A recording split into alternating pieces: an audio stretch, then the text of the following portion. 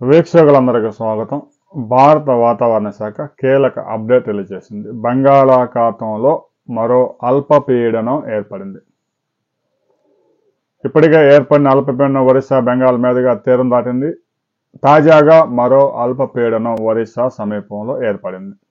దీని ప్రభావంతో ముఖ్యంగా శ్రీకాకుళం, విజయనగరం, విశాఖపట్నం జిల్లాల్లో అతి భారీ వర్షాలు కురిసే అవకాశం స్పష్టంగా ఉంది రాబోయే 48 అవర్స్లో. ఇక ఉభయ గోదావరి, కృష్ణా, గుంటూరు జిల్లాల్లో భారీ వర్షాలు,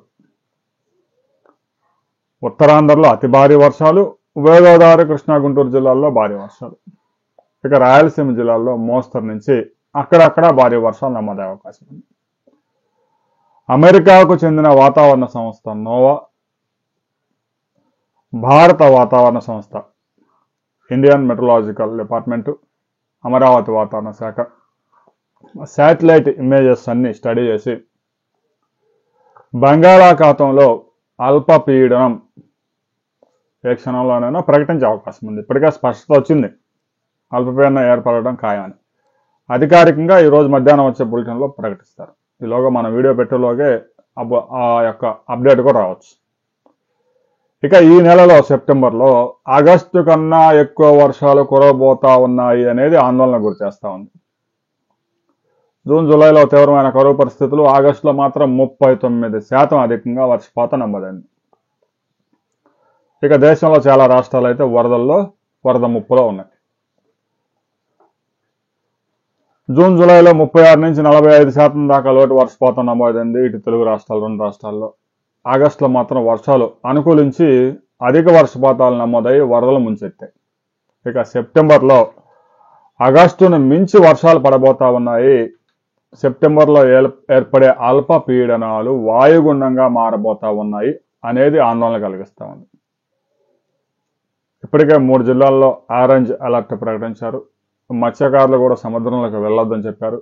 అలలు 7 మీటర్ల ఎత్తున ఎగసిపడే ప్రమాదం ఉంది.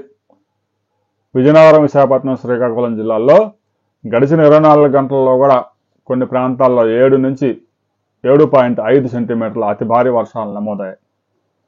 ఇక రాబోయే 48 అవర్స్లో అక్కడ అతి భారీ వర్షాలు 7 నుంచి 12 సెంటీమీటర్లు, అక్కడక్కడ 20 సెంటీమీటర్ల వర్షపాతాలు కూడా పడే ప్రమాదం ఉంది. క్లౌడ్ బరస్ట్, కుండపోత వర్షాలు పడే ప్రమాదం ఉంది.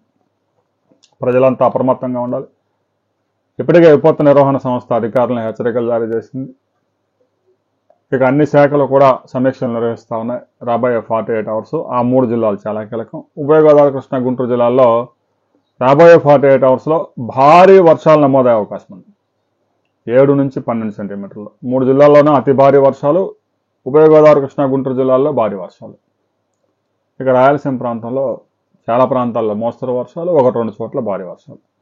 తెలంగాణలో కూడా ఈ అల్పపీడన ప్రభావంతో రాబోయే 2 రోజుల పాటు ముఖ్యంగా వరంగల్, ఖమ్మం, ఆదిలాబాదు, నిజామాబాద్, కరీంనగర్ జిల్లాల్లో మోస్తరు నుంచి 1-2 చోట్ల భారీ వర్షాలు నమోదయ్యే అవకాశం ఉంది. సెప్టెంబర్ మాసం సగటు కన్నా కూడా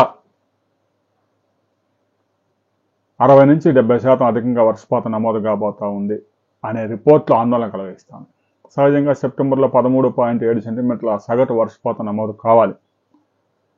కానీ 30 సెంటీమీటర్ల దాకా వర్షపాతం పడే ప్రమాదం ఉందని భారత వాతావరణ శాఖ ఐఎండీ హెచ్చరికలు జారీ చేసింది. అందరూ జాగ్రత్తగా ఉండండి. ఇటు రైతులతో పాటు రైతు కూలీలు, రైతులు, ఉద్యోగులు, కార్మికులు అంతా ఎవరి పనిలో వాళ్ళు జాగ్రత్తగా ఉండాల్సింది. వర్షాలు విరుచుకుపడే ప్రమాదం ఉంది. వరదలు కూడా ముంచెత్తే అవకాశం ఉంది. రాబోయే 48 అవర్స్లో ఏ ప్రాంతాల్లో ఎంత వర్షపాతం నమోదైంది అనే వివరాలతో మనం మరో వీడియోలో కలుసుకుందాం. మీ ప్రాంతంలో ఎంత వర్షపాతం నమోదైంది అనే విషయాన్ని కామెంట్ చేయండి.